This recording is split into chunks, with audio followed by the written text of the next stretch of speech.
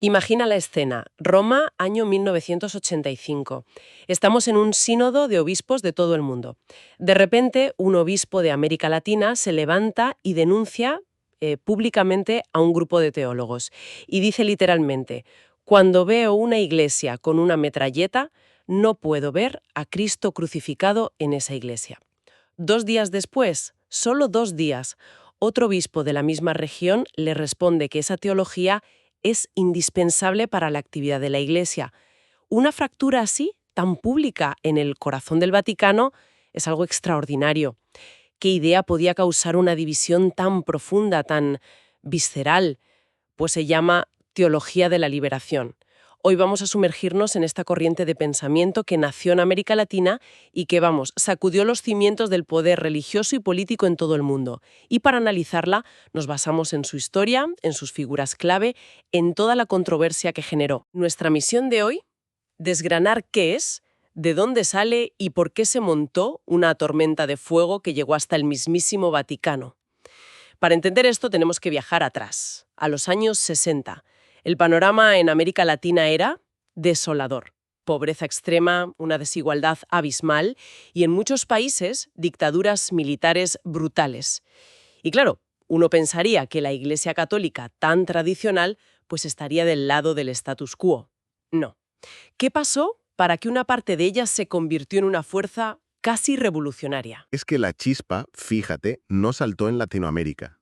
Saltó a miles de kilómetros, en Roma. El Concilio Vaticano II, entre el 62 y el 65, fue un auténtico terremoto interno para la Iglesia. Un giro de 180 grados. Un cambio de actitud, sin más. Muchísimo más que eso, fue un cambio de identidad. Se dijo una frase que lo cambió todo. La Iglesia es el pueblo de Dios. Suena sencillo. Parece simple, pero era radical.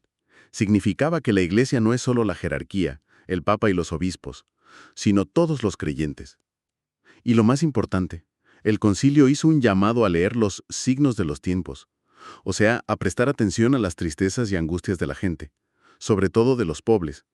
Básicamente, abrió las ventanas y dejó que entrara el aire del mundo. Y ese aire fresco llegó a América Latina como un vendaval, me imagino. Exacto, la recepción de ese mensaje en un continente que estaba en plena ebullición social y política fue explosiva. Y el momento clave, el nacimiento oficial del movimiento, fue la Conferencia Episcopal de Medellín en Colombia, en 1968. Fue como la adaptación del Vaticano II a la realidad de allí. ¿Y qué se dijo en Medellín para que fuera tan incendiario? Pues se acuñaron dos conceptos que son el ADN de la teología de la liberación. El primero es la opción preferencial por los pobres. Ajá. Y esto es crucial, ¿eh? No es la caridad de siempre, la limosna, no. Es un cambio total de perspectiva. Significa que la Iglesia debe mirar el mundo y leer el Evangelio desde el punto de vista de los oprimidos, de los que no tienen voz. Entiendo. Y el segundo concepto suena todavía más político. La violencia institucionalizada. Es una idea potentísima. Cambia por completo el diagnóstico de la pobreza. Sostiene que la miseria no es un accidente, ni un castigo de Dios, ni que los pobres sean vagos. No. Es el resultado directo de un sistema, de unas estructuras económicas y políticas injustas que generan violencia, de forma silenciosa pero constante. O sea que el hambre o la falta de sanidad, eso es violencia. Exacto. El sistema no es que tenga un fallo. Para muchos, el sistema es el fallo. Vale, ya tenemos el contexto. Pero, ¿en qué consiste la teología en sí? ¿Cuál es el núcleo de la doctrina? Aquí la figura clave es Gustavo Gutiérrez, un sacerdote y teólogo peruano. Su libro de 1971, Teología de la Liberación, es el texto fundacional. Y él da una definición que suena muy académica, pero que es revolucionaria. Dice que es una reflexión crítica sobre la praxis cristiana a la luz de la palabra. El orden de los factores parece importante. Praxis y luego reflexión. Precisamente, ahí está la clave de todo. La teología tradicional funcionaba al revés. Primero la doctrina, la verdad abstracta, y luego, si eso, se intentaba aplicar a la realidad. Gutiérrez y los demás lo invierten. Dicen, no, empecemos por la realidad, por la praxis. La praxis es el compromiso activo por la justicia, la experiencia en la lucha contra la opresión. Y solo después, desde esa lucha, volvemos a la Biblia para reflexionar, para entender qué nos dice Dios aquí y ahora. ¿Y me puedes dar un ejemplo práctico de cómo funciona esa relectura? Claro, piensa en la historia del Éxodo. Para la teología de siempre es una historia del pasado, una metáfora de la salvación espiritual. Para la teología de la liberación, el Éxodo es un arquetipo político. Dios no le dice al pueblo esclavo en Egipto, aguantad que ya seréis libres en el cielo. No, Dios interviene en la historia, toma partido por el oprimido y lo libera de la esclavitud real, económica y política. Entiendo. Dios es un Dios liberador, en el sentido más literal. Exacto. Por tanto, el deber de un cristiano ante la opresión no es predicar resignación, sino participar activamente en la liberación. Y es justo ahí, en esa relectura, donde los críticos vieron la sombra de otra ideología, ¿verdad? Aquí es donde entra la palabra prohibida, marxismo. Inevitablemente. Fue el punto más controvertido, el que generó más condenas, desde el Vaticano y, claro, desde Washington en plena Guerra Fría. Un momento, porque herramientas de análisis social suena un poco a eufemismo. Para un crítico como el cardenal Ratzinger, ¿no era esto simplemente ponerle un barniz cristiano a la lucha de clases de Marx? ¿Dónde estaba la línea? Esa es la pregunta del millón, y la que causó la fractura. La línea era muy delgada. Para los críticos, directamente no existía. Los teólogos de la liberación se defendían. Decían, rechazamos el marxismo como sistema filosófico, rechazamos su materialismo ateo, su visión totalitaria. ¿Y qué tomaban entonces? Lo que decían tomar prestado era un método de análisis. Usaban conceptos como lucha de clases, no para promover el odio, sino para, según ellos, describir una realidad objetiva.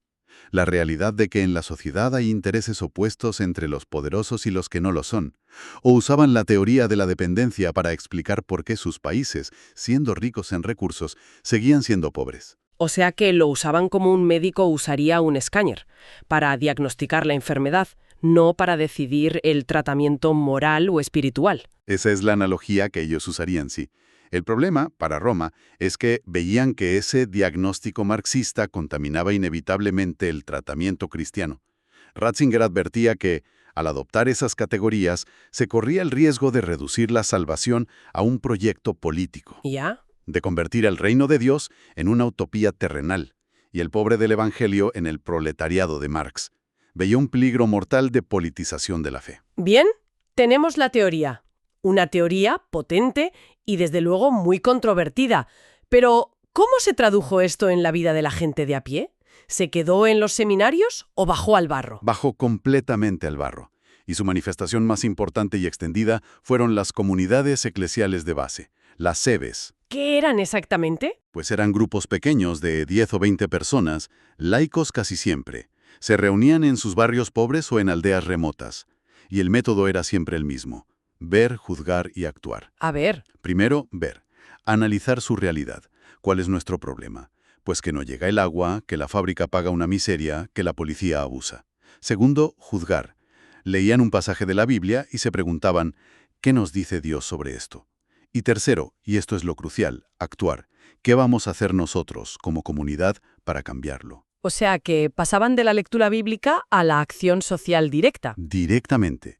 De esas reuniones salían cooperativas, sindicatos, campañas de alfabetización. Se convirtieron en una escuela de activismo donde no había ninguna otra. En países como Brasil, en los 80, había más de 100.000 de estas comunidades. Millones de personas. Era el pueblo de Dios del que hablaba el Vaticano II, pero organizado desde abajo. Entiendo lo de las comunidades de base, que suena a activismo local. Pero, ¿llegó este movimiento a justificar la lucha armada? Absolutamente. Y ahí tenemos que hablar de dos casos que definieron la percepción mundial del movimiento: Nicaragua y El Salvador. En Nicaragua, durante la Revolución Sandinista del 79, la participación de los cristianos fue clave, hasta el punto de que varios sacerdotes ocuparon altos cargos en el nuevo gobierno, que era de inspiración marxista. Ernesto Cardenal fue ministro de Cultura, su hermano Fernando de Educación.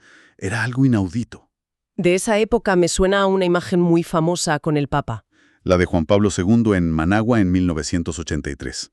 Es una imagen que dio la vuelta al mundo.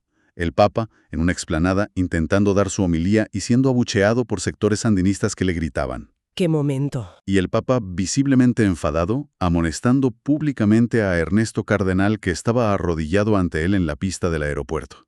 Esa imagen escenificó la ruptura total. Y el otro caso que mencionabas, El Salvador, fue todavía más trágico. Sí, allí la situación derivó en una guerra civil brutal. Y la figura clave fue el arzobispo de San Salvador, Óscar Romero. Y lo interesante de Romero es que él no era un radical. De hecho, lo eligieron arzobispo porque era un hombre conservador, de libros, que no iba a dar problemas. Pero el contacto con la realidad de su pueblo lo transformó.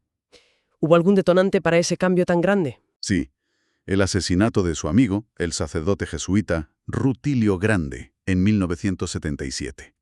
Lo mataron por su trabajo con los campesinos. Ese fue su punto de inflexión. A partir de ahí, Romero se convirtió en la voz de los sin voz. Sus homilías de los domingos por la radio se convirtieron en el único medio que denunciaba las masacres y la represión. Era la conciencia moral del país. Hasta que los silenciaron. Lo asesinaron de un disparo en el corazón, el 24 de marzo de 1980, mientras celebraba misa. Increíble. Un día antes, había pronunciado su homilía más famosa, un ruego a los soldados. Hermanos son de nuestro mismo pueblo, matan a sus mismos hermanos campesinos. Y terminó diciendo, en nombre de Dios, pues, y en nombre de este sufrido pueblo, les suplico, les ruego, les ordeno, en nombre de Dios, cese la represión. Es una imagen de una potencia brutal. El conflicto había llegado literalmente al altar. Totalmente. Su asesinato lo convirtió en un mártir y en un símbolo universal de ese compromiso con los pobres hasta las últimas consecuencias. Con este panorama, sacerdotes en gobiernos marxistas, obispos martirizados, una iglesia rota, el Vaticano tuvo que reaccionar. Me imagino que desde Roma la situación se vería como un caos. La preocupación era enorme, sí, y la respuesta la lideró, doctrinalmente, el cardenal Ratzinger. La estrategia del Vaticano fue curiosamente en 2 actos. El primer acto, en 1984, fue la instrucción sobre algunos aspectos de la teología de la liberación. Y fue una condena casi total, durísima. Un no rotundo. Un no rotundo, sí. Acusaba a ciertas corrientes de ser un caballo de Troya del marxismo, de desviar la fe hacia la política y de crear una iglesia popular al margen de la jerarquía. Hubo sanciones.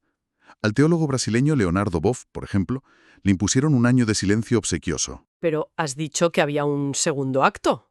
Sí, y aquí viene lo fascinante. 2 años después, en el 86, Ratzinger publica una segunda instrucción sobre la libertad cristiana y la liberación. Y el tono es completamente diferente. Es un documento mucho más matizado, más equilibrado, reconoce la legitimidad de la aspiración a la liberación, denuncia las estructuras de pecado e incluso admite que la lucha armada puede ser un recurso extremo contra una tiranía prolongada. Vaya cambio. ¿A qué se debió esa nueva estrategia?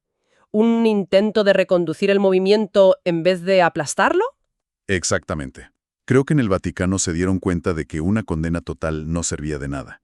El movimiento estaba demasiado arraigado. No podían simplemente decir que la justicia social era una desviación. Pero la jugada maestra final la hizo el propio Papa Juan Pablo II ese mismo año, en una carta a los obispos de Brasil.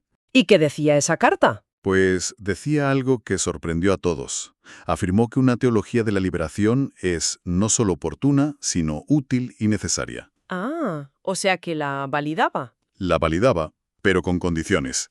Debía permanecer en comunión con la Iglesia y no podía adoptar sin más el análisis marxista. Fue una estrategia brillante, una especie de abrazo y control. El Papa legitimó el núcleo del movimiento, la opción por los pobres, que es profundamente evangélico, y al mismo tiempo le quitó el suelo a las corrientes más radicales. Consiguió absorber su energía y desactivar su potencial de ruptura. Así que, de una idea radical nacida del dolor y la esperanza de los 60, pasamos a una controversia global y finalmente a un proceso complejo de confrontación y asimilación por la propia Iglesia. Y la propia teología también cambió, ¿eh? La praxis, la experiencia también le enseñó lecciones. Por ejemplo, muchos defensores que al principio despreciaban la democracia liberal como un engaño burgués, vieron con el tiempo el valor de las libertades y los derechos humanos. Y por supuesto, la caída del muro de Berlín en el 89 y el colapso del bloque soviético obligaron a repensarlo todo. El modelo alternativo al que muchos miraban se había desmoronado. Lo que nos deja con una última reflexión. Esta teología nació como una crítica feroz a las democracias liberales por considerarlas insuficientes para lograr una justicia real. Décadas después, en un contexto muy diferente, con muchos países de América Latina luchando por consolidar democracias frágiles, la pregunta sigue en el aire. ¿Puede la energía de un movimiento nacido para la revolución encontrar un lugar para fortalecer las instituciones democráticas? ¿O existe una tensión fundamental, irreconciliable, entre esa búsqueda de una liberación radical y los pactos, los consensos y las imperfecciones que exige la vida en democracia?